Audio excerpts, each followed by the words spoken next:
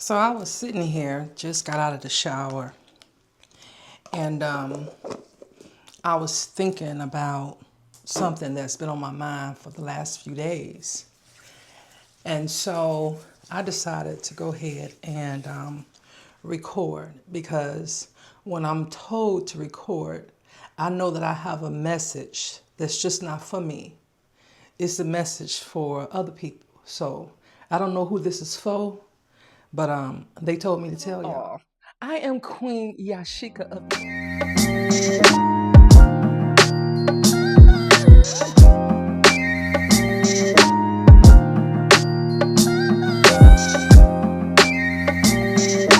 So I just got back from my hometown of Detroit, Michigan. Actually, I was in Ecorse, which is where my mom is originally from. And she moved us to Detroit. So when I retired from the military in 2016, my mother, who had been with me for many years, decided to go back to Ecorse, which at the time my grandmother was still alive. And so she went back there to be with her until she eventually transitioned. Well, my grandmother left her house to my uncle, and he lives in that home. Well, my other uncle owned the house next door to that house, and so he transitioned in 2022, and I was able to buy that property from my family. So now my mother lives in that property in Ecorse, Michigan, and so both homes are next door to each other, which is really amazing because they're identical to each other. And so whenever I go back, I'm able to go and just it's like because we was there a lot, you know what I mean? Like when I was a kid, we stayed at my grandparents' house because until my mother moved us to Detroit, we would live within like a mile or two because Ecorse was really small. So we would live within a mile or two of of where my grandparents lived. So it was always really easy for us to either walk over there or catch a cab over there. And so because there wasn't a lot to do there, a lot of times that's what we did. We just went to grandma's house. And so my grandparents were very popular. So there was always a party going on or some type of gathering or something going on at grandma's house. So you learn everything being at grandma's house. You learn everybody's business. You learn everything because that's how I grew up, is being with the grown folks every day.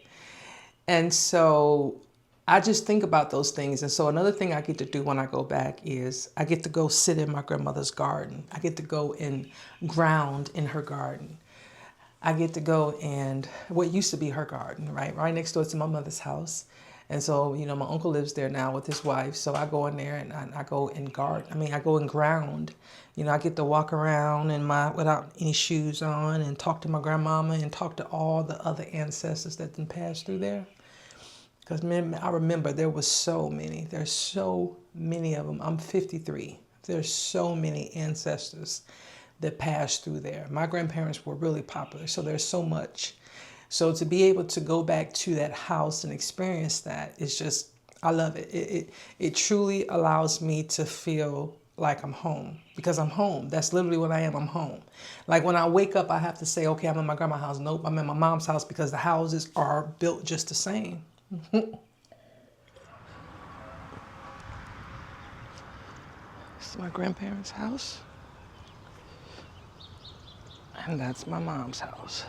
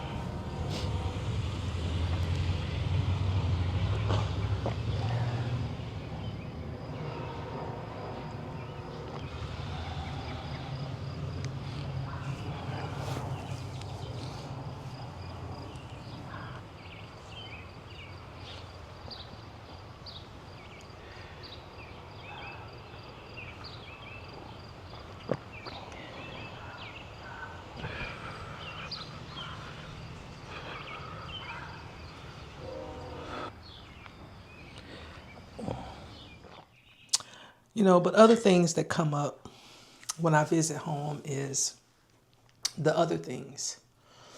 And this time I was really trying to figure out why is it that I needed to understand it this time, because I've been retired now from the military for 10 years. However, I served 25 years.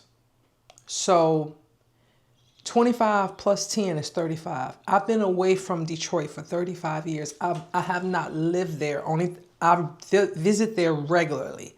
Like back in the day when I was a young soldier and we got leave, my husband and I, when I was married, and then, or especially my first husband, because he was from Michigan, especially he was from Detroit, that area, we would go back home. We wouldn't go on a vacation to Miami or whatever. We would go back home. And so when I got married to my second husband, that was pretty much what we did as well. We would go to his hometown or see his grandparents. We would go to mine. And every now and then we would take a trip. Once we got to the West Coast and we started making more money, we started doing more trips and not going home as much. But I still made it a point to go home even then at least once a year.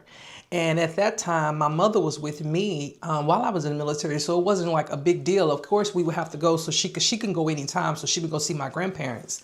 But for me, I didn't have to get back there, But now when I go back, like I said, it was all those, for whatever reason, now when I go back, it's like I think about different things. And I think the reason is because I'm able to see so many things that are being repeated through generations. And when I decided to do this, when I decided to go live with this, or should I say to record this, it was one of those things where I was like, how do I make sure? Because here's the thing. Sometimes I get confused about who do we talk to about certain things, right?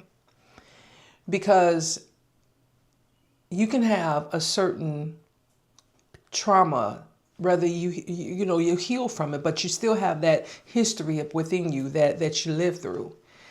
Those things you want to talk about, sometimes you can't, because although they're trauma for you or a history of something that happened to you, it hurts other people. And so because it hurts other people, you can't outright talk about it. So it's like, who do you talk to about with those things? Who do you talk to about those things? And I'm going to give you an example. This isn't my story by no means, but I'm going to give an example because I know people who this is their story. Some children are created through the R word, right? And so when they are created through the R word, there are moms who decide to go ahead and go through with pregnancies, okay? When they do that, every day they have to wake up and choose love.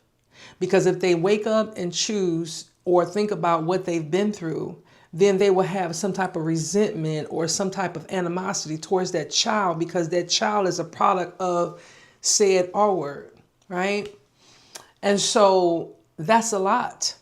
And so you don't want to hurt that child. So of course there's going to come a time when you have to tell, because they're going to ask questions eventually about their parent, the other parent, and things like that. But for the most part though, you have to make a decision every day of your life to choose that child despite anything. And so when you have things that has happened to you in life and you need to talk about it, but talking about it out loud to certain people or about certain things, unfortunately, it hurts other people. And I say that to say that there was a discussion that was had between me and someone, and the person wanted to make a point so valid, so eagerly, that they didn't realize what they said to me. And it was a big hurt, right? And so I had to go back and regroup.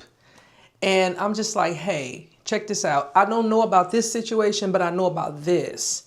And so I can't testify to this, but I can testify to this. So although you're defending this, I can't because of this. And so it's one of those things where it's like you can't help but to. And when I went back and said what I needed to say, the person kind of had like a look on their face, because it's one of those things where you don't get to do that, right? You don't get to do that. You don't get to do that to me. You don't get to throw your hurt off on me and say it in a way where you forget about this thing right here. You forget about this thing right here. But again, talking about certain things, it hurts other people sometimes. And so it's like, who do you talk to those things about? And so I wanted to know this time, why was I thinking about that? Like, why was it important? Because here's why it's important. If we hold any part of ourselves in, then we will start to hold some type of animosity if we don't get it out. And sometimes when we get it out, we don't get a chance to say it beautifully. We don't get to wrap it in a pretty bow and say, hey, I only meant it this way. I didn't mean it that way. Sometimes it comes out, but when you know that you are in a place where certain things no longer triggering to you, like when you know you are healed from certain things, people say stuff and you have a moment to go back and say, hey, check this out. I know what you said earlier, and you address it, because why? Those things no longer hurt you. But when I go home and I see so much of those things going on, it's like a lot of those things are still being passed down, right? Past hurts, unhealed hurts. And not everybody get to experience a different side of it, because for some people that's their forever reality, right? Living in that type of environment. And when you go away from, listen, Detroit is beautiful. Ecorse, Michigan is beautiful, right? Those places are nice. But when you in it and you don't understand what everybody else is doing, or not necessarily what everybody else is doing, but see that these things are causing you to not evolve in other areas, it keeps you steady there. So even though you may see these beautiful things in this area, you can appreciate them because you have a lens over your eyes. And I hope that makes sense. And so a lot of times people just stay here because they don't even recognize the beauty around them, because they just see life one way. And whereas that, you can walk away, or you can be in an environment, and when you can walk around and see the beauty in all things. And I think it's important that we get there. And I think it's important that we find outlets to talk about things that has caused us hurt. I think it's important. And I think that for me, I think about the ancestors. I think about, I remember when my grandmother passed away. At her services, I was responsible for reading her obituary.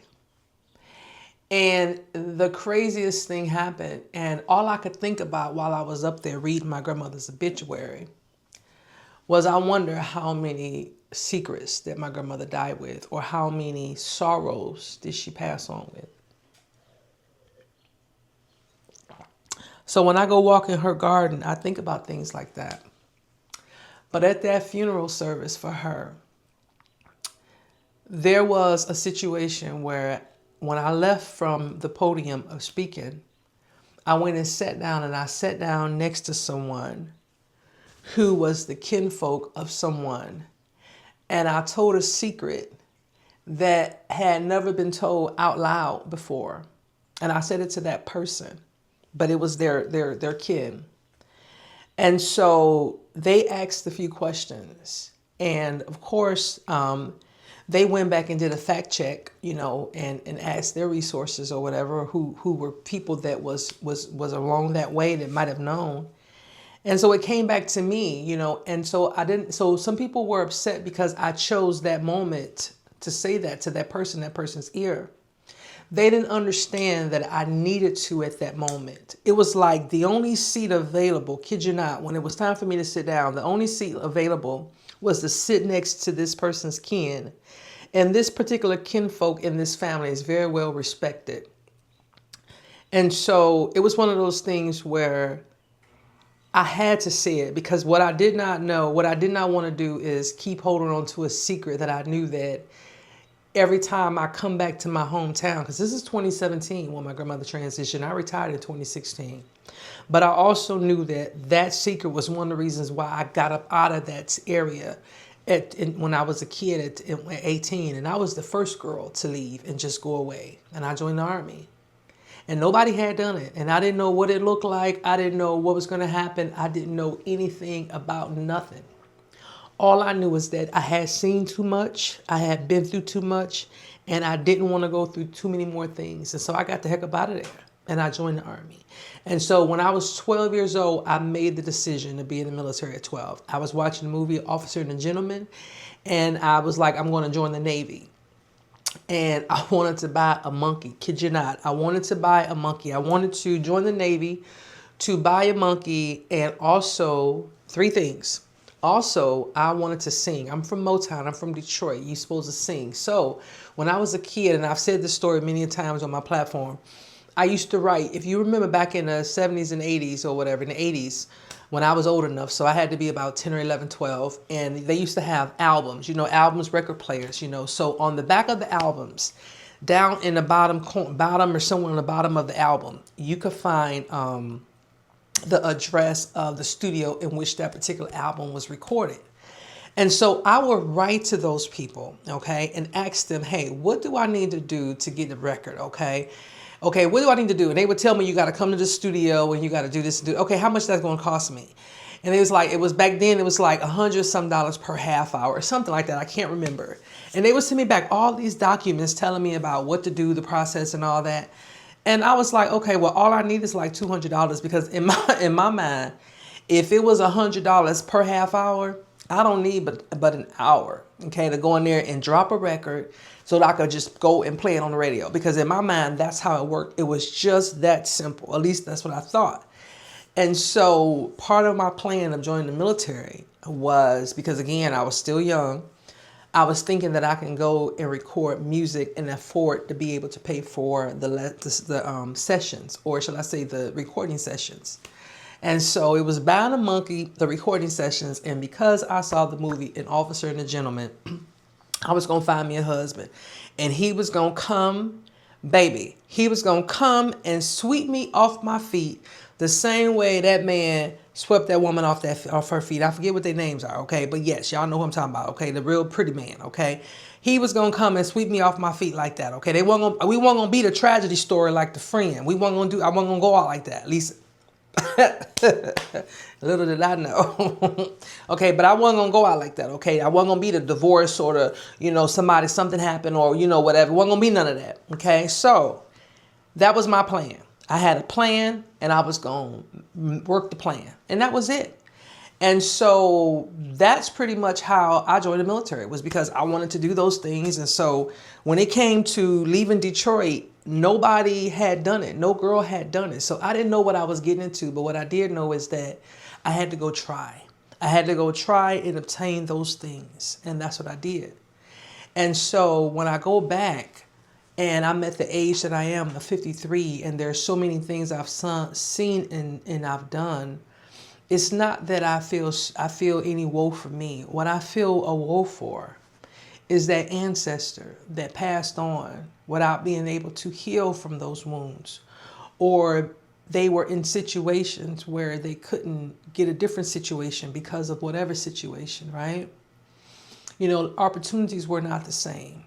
I'm so grateful to be born in this era, in this generation, because I'm able to do the things that they couldn't do. And so what I do know is that part of those things is talking about those things. And sometimes we have to walk away and then we have to come back. But we have to let it be known, hey, I know that this was your trauma and this and that and the third, but you don't get to do this because of this reason. You don't get to do that. And you get to stand up for yourself. Because in order for you to be able to not stay here and to keep going forward, you have to get over those traumas. You have to heal from those traumas. Not get over them, but heal from those traumas. And sometimes talking about them to the people who were involved with it, even though it hurts, you have to do it. And sometimes it won't be wrapped in a pretty bow. Sometimes you don't get to do it right the first time. But what I do know is that for you to be okay, you have to talk about the hurts. You have to talk about the things. And if not, you will pass those things down to the next generation. Just like I see so many people when I go back home do. Extended families, people that I know, you could just see the same routines, the same things, people doing the same things, right? And it's like, okay, we want to try something different now. But it's like, if you don't know different, you ain't going to try nothing different. You're just hoping for a little bit of happiness. You're hoping for a little bit of happiness. And so for everybody, that happiness looks different, right? It looks different. Sometimes it's staying somewhere we shouldn't stay, being with somebody we shouldn't be with, doing some things we ain't got no business doing. Like, it involves all kind of things, right? Because we just want a form of happiness. Because when you are in that survival mode of living in a city like Detroit or a city like Ecorse, that's what you're looking for. You're looking for some type of happiness, right? You're looking for some type of joy. That's why you look at the people and their next thing is a next hustle, right? Because how can I come up real quick, right? And get some extra money, because this everyday thing ain't going to do it, and that's that life. And you see it being repeated time after time, a generation after generation. I'm generation 3. Got my grandparents, my parents, my mother. Since then, I've had kids. That generation of kids, my kids don't have kids, but that generation have kids. And then there's another generation that I know that generation have had kids. And so if I'm generation 3, and that means there's 6 generations that I've experienced. Okay, actually I've experienced 7 generations, because I was born on my great grandmother's birthday. And so although I don't remember her, I have a picture of she and I. And so I experienced 7 generations so far. And so that's a lot, right? That's a lot. And that's beautiful. But with those things, you see so many things that you see that's consistent, especially in some certain areas, and, I always say one of my dreams is I want to build an apartment complex for some of my cousins that have babies. And I want them to all, however they afford it, to be able to live in one of those units and with their kids. And that way their kids always have a place to call home. As long as they upkeep that part and pay whatever they pay, however they pay it, I don't care what they get, state assistance, whatever, pay it and get in there and get settled. You ain't got to worry about me just being crazy with the prices, because I want my next generation of cousins to have some stability. Because it's a lot of them that don't have it. That 7th generation don't have it. That 6th generation, some of them don't have it. And it's like, it's sorrow there, and I feel something, and I keep seeing that it's just passing down. But what I do know is that if you don't get yourself and talk about those things, you too will be one of them people that continue to pass it down. So listen, I was getting out of the shower and I was putting on my body oil and all the things, okay? And I wanted to come in and have this conversation, because I know that, like I said, when I talk about stuff, it ain't just for me. It ain't just for me. It's for other people too. And so listen, I don't know who this message is for, but I know it's for somebody. Because why? You got it right. They told me to tell y'all. So listen, if this is your first time here, welcome to the neighborhood. I am Yashika, affectionately known as a fairy godmother. If you like what I just discussed, or like to hear more about what I have to talk about, consider buying you some property here in the neighborhood, okay? Because this is hood parenting. So buy you some property here in the neighborhood, okay? All you got to do is hit that subscribe button. That's it. That's all you have to do to buy some property here, okay? Listen, turn on your notifications, like, share, comment below, and let me know what you think. And share this with somebody who you think might want to hear my content. Listen, because when I tell you I'm from the hood, honey, born and raised, okay, but I went to the Army 25 years, honey. I'm in the burbs now, okay? I retired 10 years ago, all right, honey? I got plenty of stories. I've had 2 husbands. I've had different types of kids. I've been a mother in all kind of ways. All right, so if you want to hear more of those stories, you go ahead and comment down below and you let me know, and I will be sure to drop them for you. I will catch you guys in the next video. Bye.